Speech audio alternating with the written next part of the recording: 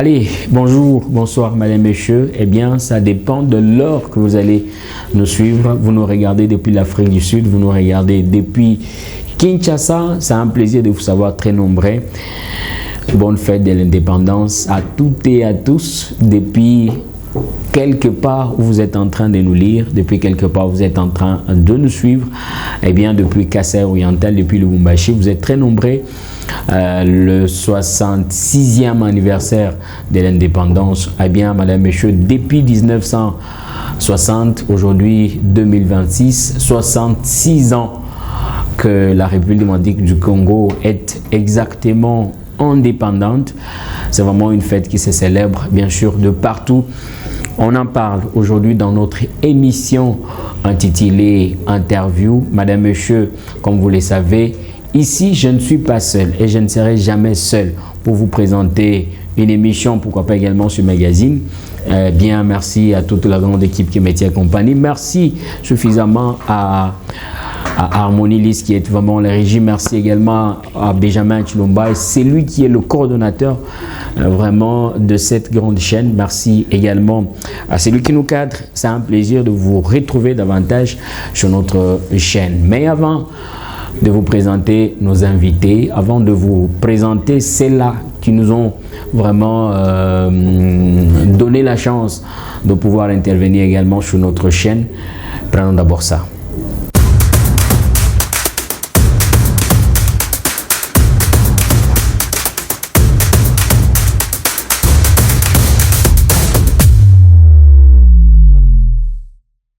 Allez, de retour sur ce plateau, ici, pour en parler, nous recevons Pierre Tchamala, lui qui est exactement membre de l'IDPS, parti au pouvoir, membre également de l'Union Sacrée.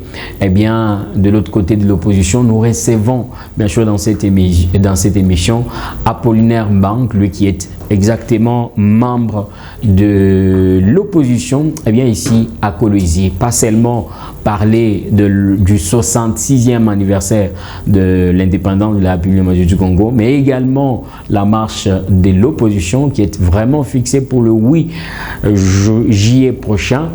Eh bien aujourd'hui la décision est prise, pas de marche, pas de regroupement, pas d'attroupement également à Kinshasa, mais l'opposition tient à cette marche pacifique. Est-ce ça va nécessairement se passer convenablement? Est-ce un bras de fer? Eh bien, nous allons le savoir dans cette émission où nous recevons, comme je le rappelle encore ici, Pierre Tchamala, lui qui est acteur politique, membre de l'opposition, membre de l'Union Sacrée, parti au pouvoir IDPS. Également du côté de l'opposition, nous recevons Apollinaire Mbangue, lui qui est membre de l'opposition. Personnellement, je pense qu'aujourd'hui, étant Congolais, nous devons nous poser trop de questions sur cette date. Est-ce qu'on a avancé? Est-ce qu'on a reculé?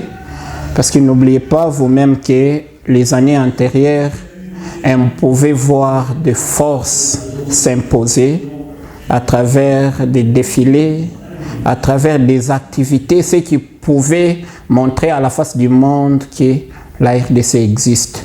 Est-ce qu'aujourd'hui, ce genre d'activité existe? Donc, étant Congolais, étant consciencieux, nous devons toujours nous poser ce genre de questions. Nous ne pouvons pas rester dans le fanatisme et savoir si aujourd'hui l'indépendance a d'impact sur ce que nous vivons actuellement. Parce que l'indépendance était une question de dire nous sommes matures maintenant. Est-ce que nous pouvons faire un pas vers l'avant? Est-ce que nous pouvons prendre des décisions seuls, étant Congolais? Donc c'était ça l'importance de l'indépendance. Mais si aujourd'hui, ensemble, nous pouvons nous poser des questions, est-ce que sur ce qui a été demandé comme indépendance, est-ce que le Lumumba se repose en paix? Est-ce que les pères de l'indépendance, Kasavubu et les autres, les Tchombe, est-ce qu'ils se reposent en paix? Ce sont des questions étant congolais que nous devons nous poser pour savoir si on a avancé ou on a reculé. Eh bien, après avoir répondu à notre question, madame, monsieur, vous devez savoir suffisamment que depuis 1960 jusqu'à aujourd'hui, est-ce qu'il y a suffisamment de choses qui ont marché? Est-ce qu'il y a suffisamment des avancées ou soit des reculs? Eh bien, c'est une question très importante qui a une réponse dans cette, qui a une réponse suffisante dans cette intervention d'Apollinaire Mbang, lui qui est membre de l'opposition, mais également pourquoi ce calme. Dans le temps, on pouvait voir suffisamment aussi les défilés se faire dans cette date du 30 juin. Mais aujourd'hui, il y a du calme. C'est vrai que le président de la République a eu à faire un discours, parler, il s'est adressé à la nation à propos par rapport à cette date du 30 juin 2026. Mais pourquoi ce calme? Il n'y a pas du défilé, il y a ni quoi dans le calme. Qu'est-ce qu'il y a? Également, Pierre Tchamala va répondre à cette question. Mais également, personnellement, je suis en train de constater qu'on a reculé parce que regardons ce que les Belges nous ont laissé et ce que nous avons fait étant Congolais. Donc chaque Congolais doit s'interpeller pour dire: nous devons avancer pour l'avenir de ces pays.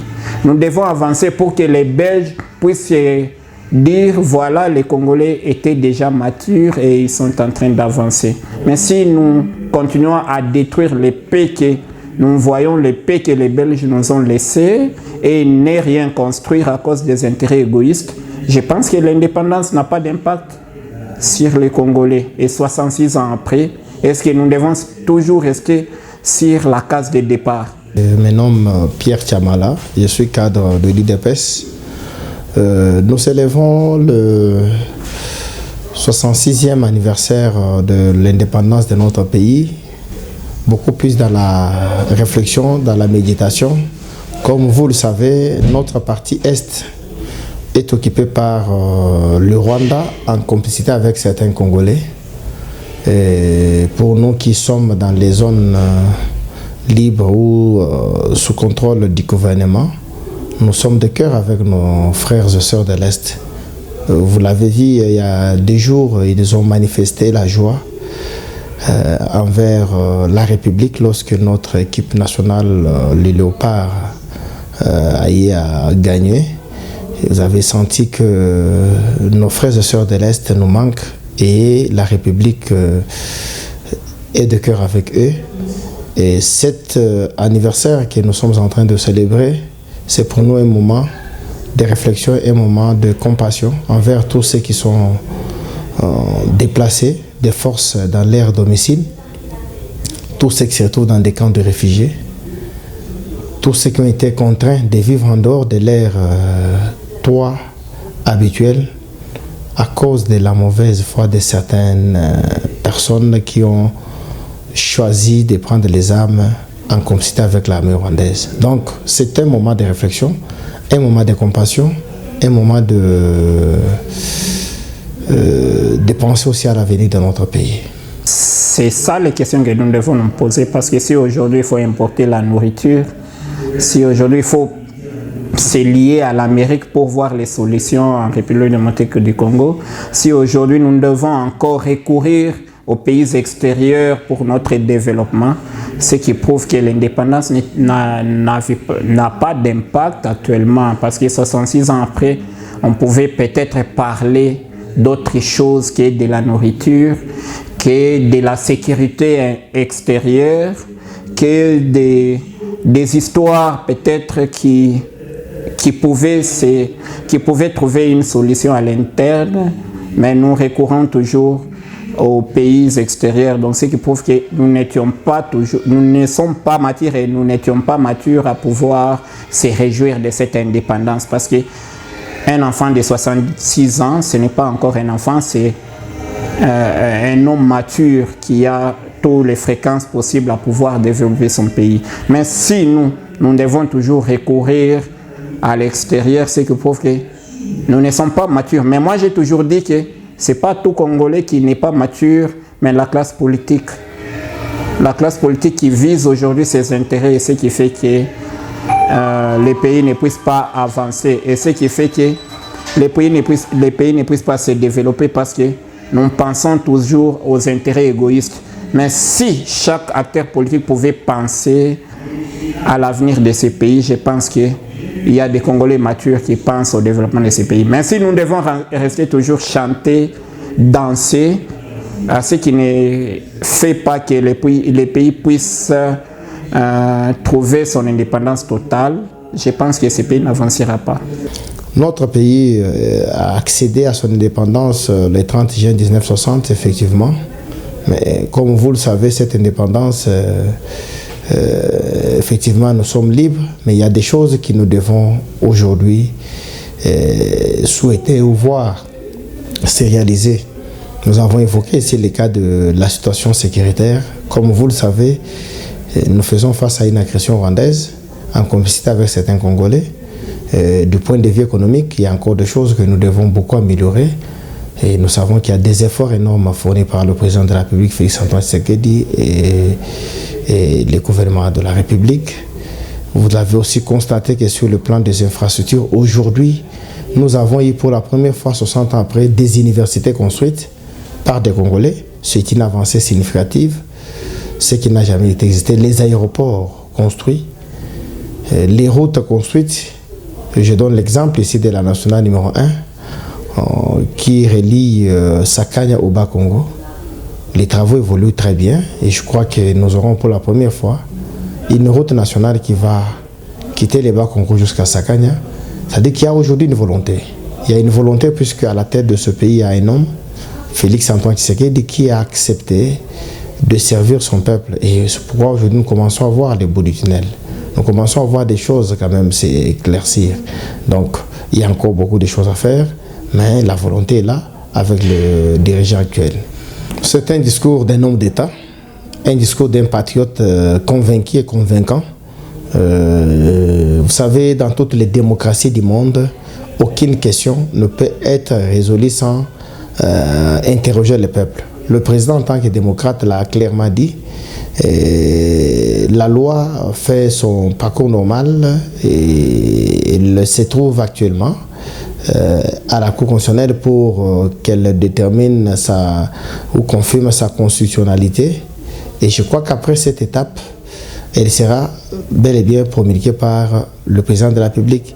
Elle permettra à la République et au peuple congolais, finalement, chaque fois qu'il y a des questions essentielles sur la gestion du pays, lorsque les dirigeants ou ceux qui nous dirigent les souhaitent, nous pouvons être interrogés directement et donner notre avis. C'est une avancée significative dans la démocratie. On ne peut pas aujourd'hui priver un peuple de son droit d'expression, son droit de donner un point de vue. Et ce qui se passe, ce qu'a dit le chef de l'État, ça montre clairement qu'il reste ouvert. C'est un homme de paix, un homme de dialogue, un homme qui est attaché aux valeurs démocratiques. Si aujourd'hui Félix Tshisekedi s'est dit, il va frapper fort, espérant peut-être les solutions provenant des pays dont nous avons refusé étant des pays libres, dire que nous voulons l'indépendance et espérer la solution peut-être provenant de l'Amérique, provenant des accords que lui-même a fait, et dire qu'aujourd'hui nous aurons une solution durable, moi je pense qu'on est en train de se tromper. Étant Congolais, nous devons barrer la route et dire nous sommes prêts aujourd'hui à faire face. Nous avons vu les jeunes Ibrahim, d'ailleurs de la Burkina Faso, qui s'est tapé la poitrine et dire je veux la liberté de mon peuple. Et il s'est imposé. Mais si aujourd'hui Félix Tshisekedi peut croire que la solution peut provenir de l'Amérique tout comme d'autres pays, je pense que nous sommes en train de nous tromper. Donc, Félix Tshisekedi doit compter sur ses militaires, doit compter sur la force interne, doit compter sur les dialogues entre Congolais, ce qui peut apporter une solution.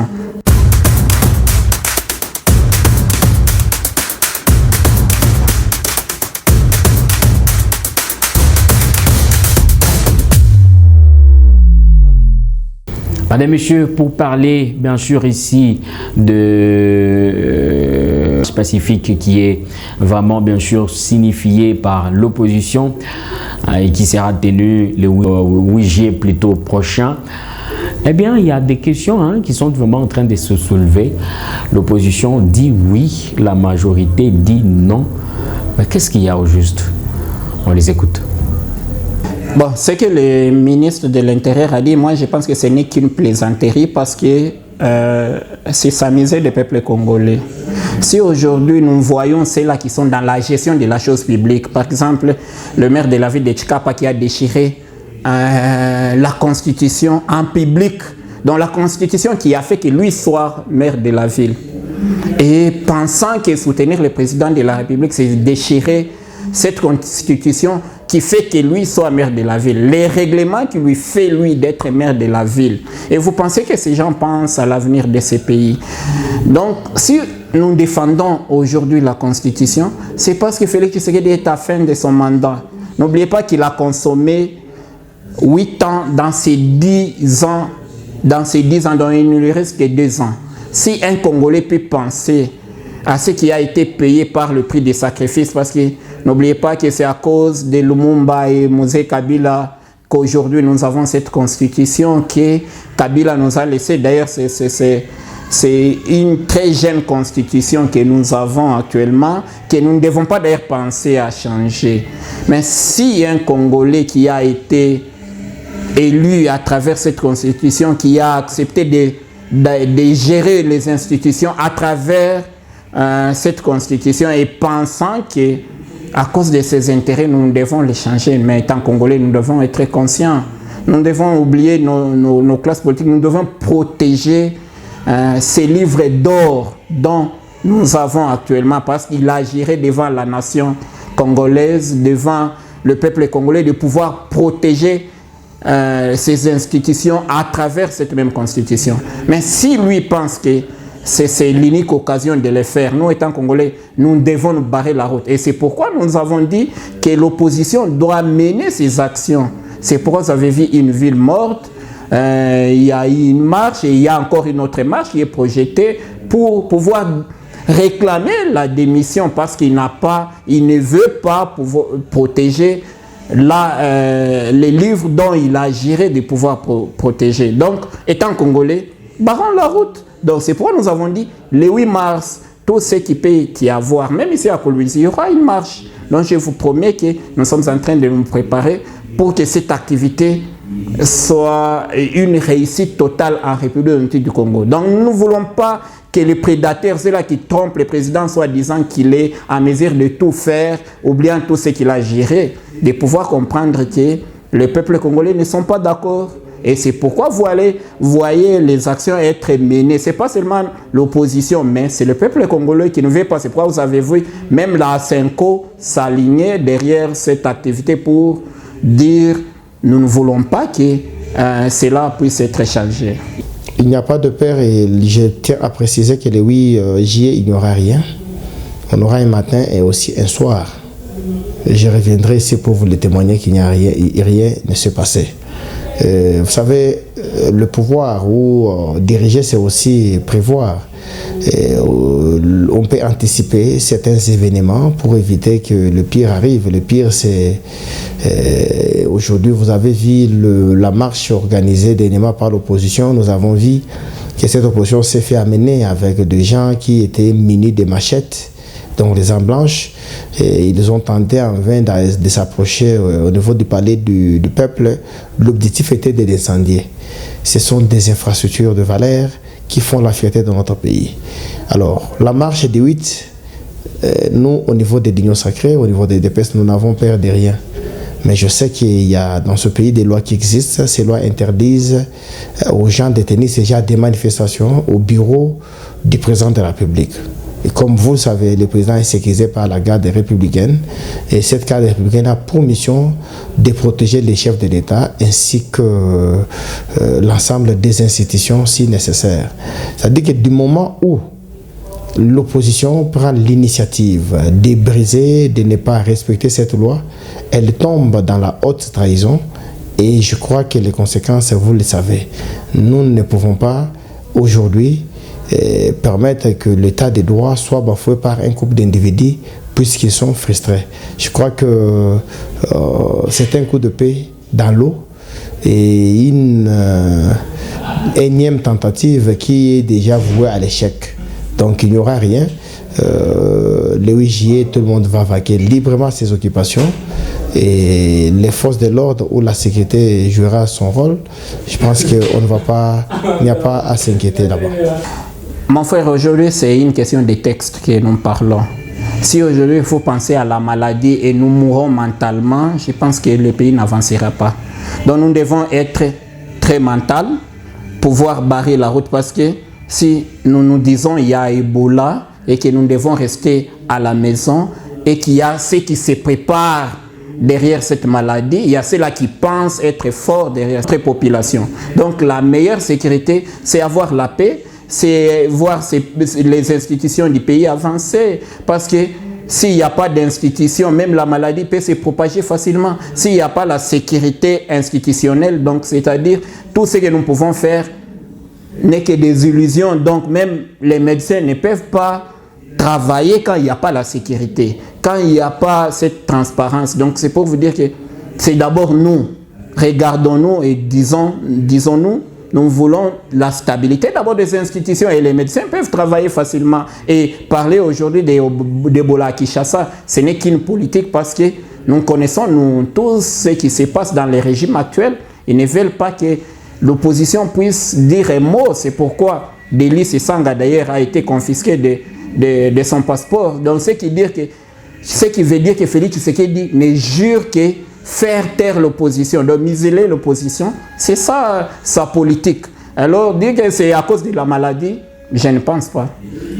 Mais écoutez, la mission de ce que vous appelez SEMCO, ce n'est pas celle-là. Je crois que ces trios, Mouteba, Chole et Amongo, a de manière claire démontré ses limites. Les Congolais l'ont constaté. Vous savez que ce sont ces-mêmes qui nous ont témoigné, qu'ils ont été nourris, vêtus et logés par Paul Kagame. C'est lui-là même qui tue et endeuille nos familles, et ont choisi de collaborer avec eux. Je crois que vouloir apporter un soutien à une démarche suicidaire comme celle-là, c'est pratiquement ce que je venais de dire de la haute trahison. Donc le plus important pour nous, c'est la détermination du peuple congolais qui ne cédera à aucune manœuvre. Et toute tentative de renversement des institutions légalement établies, écoutez, la conséquence est bien déterminée dans la Constitution. Je crois que cette manière de faire des choses ne va pas dans le sens de la paix, puisque vous avez vu cette même SEMCO, donc les mêmes prélats aller bénir Nanga pour avoir tué plus de 10 000 Congolais, aller bénir Bissimwa, bénir tous ces gens qui endeuillent, qui ont fait aujourd'hui que notre pays ait plus de 7 millions de déplacés internes. Donc vous comprenez un peu, avec ces niveaux-là, on ne peut pas aujourd'hui les raccorder du crédit. C'est des gens qui n'ont pas vraiment une crédibilité auprès du peuple congolais, à part les flatteurs, à part certaines personnes qui leur... franchement, quand vous regardez cette manière d'agir, eh bien, vous êtes sans ignorer. Vous pouvez ensemble avec moi tirer des conclusions que c'est des gens qui travaillent en connivence avec l'ennemi de ce pays qui est Paul Kagame. Bon, écoutez, le contexte est différent. Il est différent de celui auquel nous avons assisté. Aujourd'hui, vous avez les institutions de la République, la liberté garantie, tout le mouvement, donc l'état des droits en application, ce qui fait qu'on ne peut pas faire une étude comparative avec ce qui s'est passé il y a quelques temps. La SEMCO, nous, en tant qu'IDPS, nous sommes politiques, nous avons toujours mené notre combat de manière loyale et pacifique. Et ils ont, à un certain moment, pris l'initiative de s'approcher à côté de nous. Mais écoutez, on ne pouvait pas les refuser. Mais le plus grand pourcentage revenait à l'IDPS, qui se battait matin, midi, soir pour que la paix, l'état des droits soit établi ou imposé dans ce pays. Donc aujourd'hui, les choix de la SEMCO, c'est un choix suicidaire. C'est un choix qui montre clairement que ces trois, donc M. Cholet, M. Mouteba et M. Amongo, de manière individuelle, ont pris l'initiative de faire bloc avec l'ennemi de la République, faire bloc avec Paul Kagame. Nous ne devons pas aller trop vite en besogne puisque personne ne vous a donné un calendrier. Est-ce que vous en avez? J'espère que vous n'en avez pas. Il n'y a pas un calendrier pour le référendum. Nous sommes qu'à une étape et laissons le temps au temps. Cette question pourra avoir sa réponse lorsque nous allons arriver au moment où le référendum sera organisé. Mais pour l'instant, je ne pense pas qu'elle est utile pour qu'elle soit posée. Il ne tombe pas seulement dans l'échec, mais toute personne qui tentera ces jours-là d'aller décider de mettre de côté ou de tenter de renverser les institutions de la République va tomber dans ce que le VPM de l'intérieur a dit, la haute trahison. C'est pour moi ici l'occasion de demander à la jeunesse qui est souvent manipulée. Vous savez que la plupart de ceux qui sont dans ces coups, c'est des personnes qui ne vivent même pas ici chez nous. Ces personnes vivent en dehors du pays. Et leurs enfants en sécurité, ils étudient, mais ils prennent les enfants des autres pour le mettre dans la rue. J'invite la jeunesse de s'abstenir, d'obéir à des mots d'ordre venant de ces personnes que je venais de citer, ces opposants qui en réalité cherchent par tous les moyens comment se repositionner, comment avoir un poste dans les institutions. Donc les combats qu'ils mènent, ce n'est pas un combat pour le Congolais, mais c'est un combat individuel. Donc on ne peut pas aujourd'hui se permettre, nous sommes dans un état de guerre, c'est-à-dire que les gens qui se réveillent le matin et veulent aller toucher à la personne du chef de l'État, ces personnes touchent à la République et ils seront sanctionnés de la manière la plus dure, puisque la Constitution déjà a déterminé comment ils vont être sanctionnés. Donc c'est de la haute trahison. Ce que vous devez savoir, que ce que Félix Tshisekedi est en train de penser, c'est un coup d'État constitutionnel. Parce que si nous parlons d'un coup d'État, parce que la Constitution que nous avons actuellement ne prévoit pas son changement. Peut-être la modification, on pouvait parler. Mais si aujourd'hui nous devons discuter sur son changement, donc Félix Tshisekedi a accepté d'accéder au pouvoir à travers cette même constitution. Il agirait de protéger. Mais s'il pense changer, donc c'est un coup d'État. Nous, étant Congolais conscients, nous devons penser à ça. Nous devons nous dire, Félix Tshisekedi doit arrêter ce genre d'attitude. Donc, il doit regarder l'avenir de ce pays. S'il fallait peut-être penser à changer, il devait le faire lors de la prestation de serment en 2023. Il ne devrait pas gérer de pouvoir protéger. Il devait dire, non, moi je ne protégerai pas cette constitution, j'aimerais changer. Et moi, nous attendons un jour aussi, nos enfants peuvent gérer ce pays. N'oubliez pas dans quel état que le président Joseph Kabila a trouvé ce pays. Mais si nous devons rester dans les sentiments, le Félix Tshisekedi est le deuxième président après Joseph Kabila. Donc il faut pouvoir changer. S'ils pensent qu'ils ont lutté pendant 37 ans et la solution est de changer la constitution, nous Congolais, nous pouvons dire ils n'ont pas lutté pour eux-mêmes, ils ont lutté pour que la population congolaise soit bien. Mais demandons-nous qu'est-ce qui a changé, qu'est-ce qui a amélioré dans les paniers de cette population pour que cette constitution soit changée, si ce n'est pas que leurs intérêts.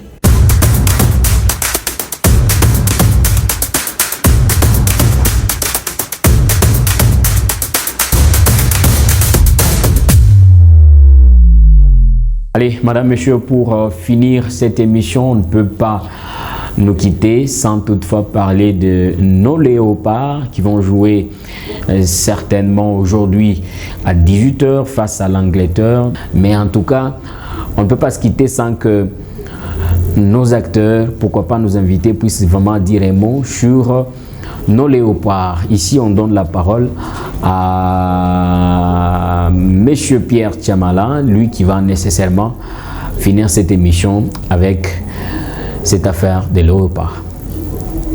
Notre équipe nationale a déjà fait un grand pas.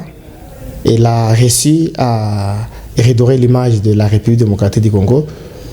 Elle a donné aujourd'hui l'envie aux Congolais. Nous avons vu que grâce à cette équipe, même nos frères et sœurs qui se retrouvent dans des zones sous contrôle de l'armée rwandaise ont eu à exprimer leur joie, ont eu à réclamer le président de la République. Nous l'avons tous suivi. Et demain, ils vont jouer contre l'Angleterre. Comme l'a dit le chef de l'État, L'Angleterre, c'est une équipe comme les autres, elle est maîtrisable. Je crois que nous demandons à nos joueurs d'être sereins, déterminés, de ne pas céder à la pression. Je crois qu'ils l'ont déjà démontré. Et je suis convaincu que demain, nous allons gagner ce match. Nous vous disons merci pour avoir accepté notre invitation. C'est moi qui vous remercie. Merci. Allez, madame, messieurs, c'est la fin de ce magazine interview. Aujourd'hui, nous avons parlé avec nos invités. Il s'agit de Pierre Tchamala, qui est membre de l'UDPS, parti au pouvoir, et également Apollinaire Mbang, lui qui est membre de l'opposition. Le sujet était également ici sur cette table.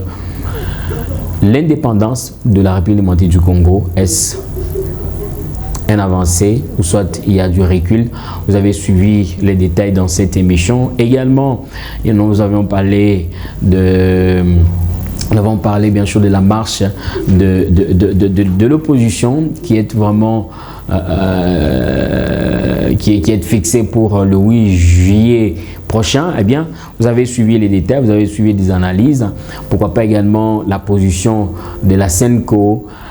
Monsieur Tchamala n'a pas manqué exactement à ramener les choses comme il fallait. Eh bien, c'est un plaisir de vous savoir très nombreux en train de nous regarder. Vous nous avez suivis de partout. C'est un plaisir. Merci également à nos invités. Moi, je vous fixe le prochain rendez-vous la semaine prochaine avec le même réel plaisir. Merci et bye.